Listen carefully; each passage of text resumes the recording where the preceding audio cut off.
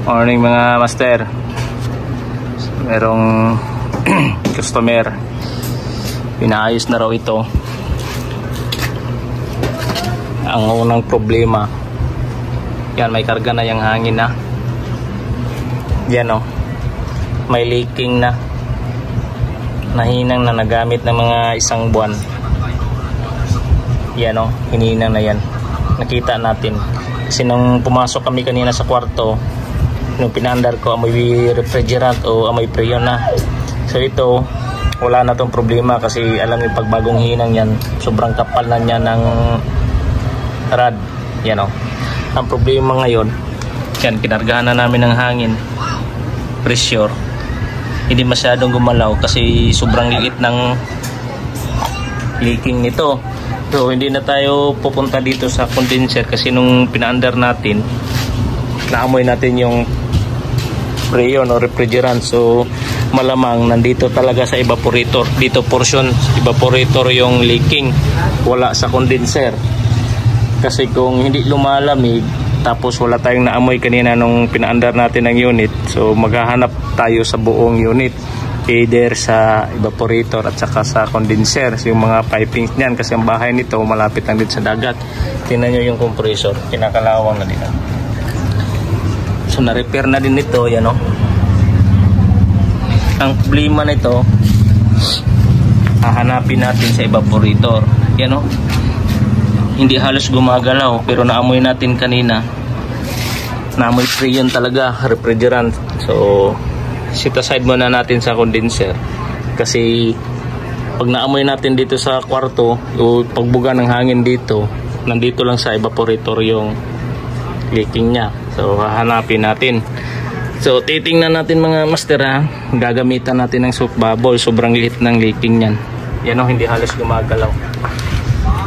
So pag maggamit tayo ng soap bubbles, kailangan yung mabula. Wala kasi tayong nakitang nag-o-oil eh, kaya hindi natin ma-determine agad kung saan.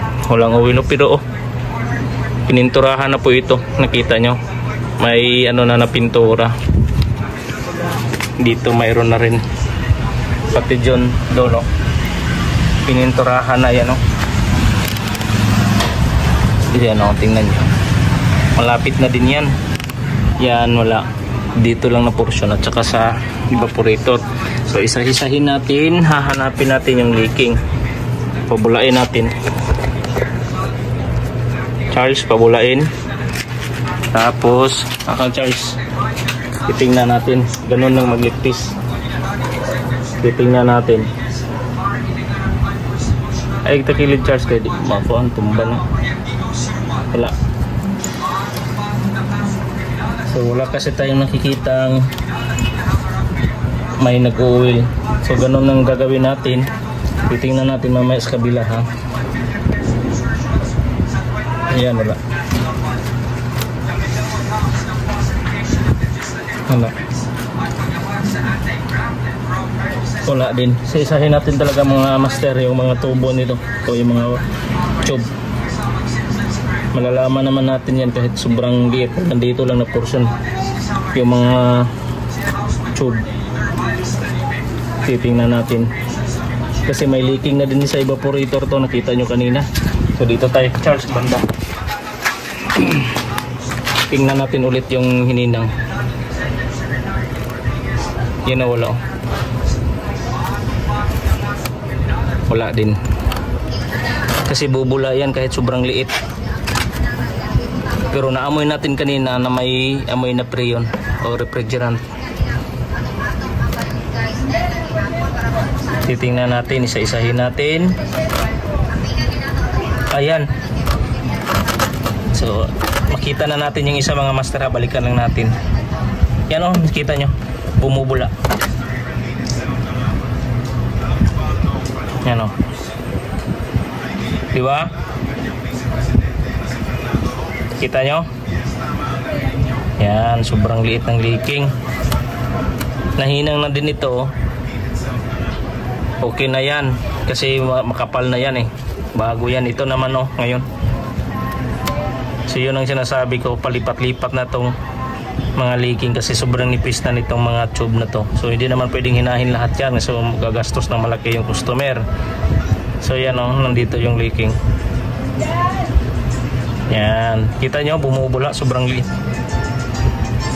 Yan o, kita Charles? Kita. So lalagyan natin ng marking mga master ha, tapos tatanggalan natin na ng pressure para hinahin na natin. Wala nang ibang leaking oh. Wala na. Yan oh, bumubula pa oh.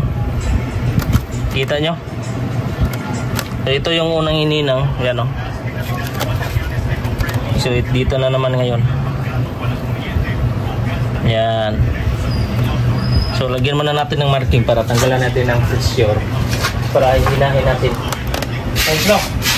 Okay. Patanggalan natin sa kiri. Nih. Na. Muna. Ayan. Lagyan natin ng marking mga master ha. Para hihinahin natin. Para yan oh. Tingnan nyo. Oh, yan. Kitang-kita na oh. 'Di ba? Oh. So madali na natin mahanap. Ganun na mag-soap bubbles mga master. Charles? Okay. Oo. Hinahin muna natin mga master ha. Tanggalan muna natin ang pressure. Yan o, tinanggalan natin.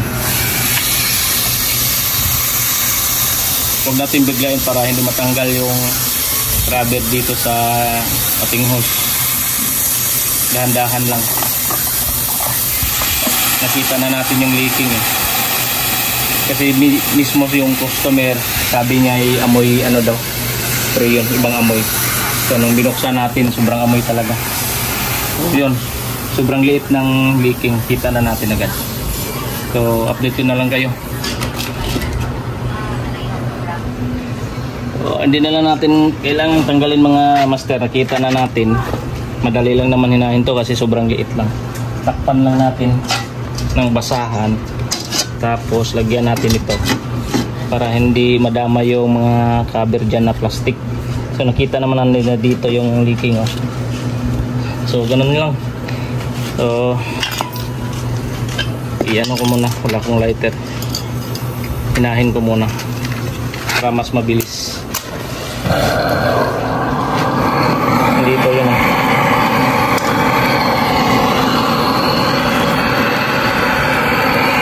Tanggal yung pinto. Charge no?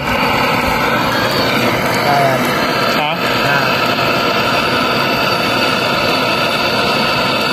May pintura pa mga master oh. Tumatalsik-talsik yung pintura.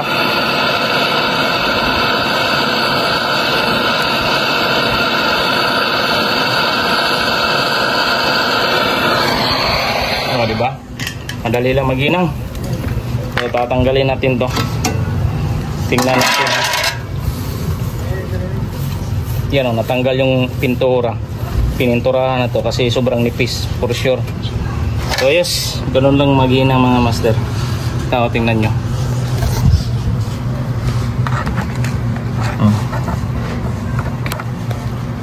Diba? Okay, kita na. Okay na yan, makapal na yan. So ito pa isa o. So pagdating ng mga ilang buwan nito, pag mag-leaking pa o yung wala na, sabihan na natin si customer na last ng repair na to. Pag mag-leaking pa ulit, wala na. Hindi naman pwedeng hinahin yan lahat, sobrang dami yan, maubos yung mapgas natin. So yun lang, update ko na lang kayo next time mga master. Okay Charles? Okay. Update lang mga master para makita nyo. Okay. Sarado to Charles so para makabalo ka sa on Charles. Kanang blue sarado. Turuan natin si Charles yan para makita nyo. Pag ma-close na yan, saka natin i-off dito, tanggalin yan. Naka-close na yan ha. Tanggalan muna natin ang pressure bago natin tanggalin yung switch, yung plug para hindi mag-stack up yung compressor. Yan. Mayroon na yung karga ha. May pressure na yan. Nilagyan muna natin para ma-double check, no? Para makita nyo din na ano yung ginawa natin kung perfect na ba. Yan, no? Dito yung unang hininang.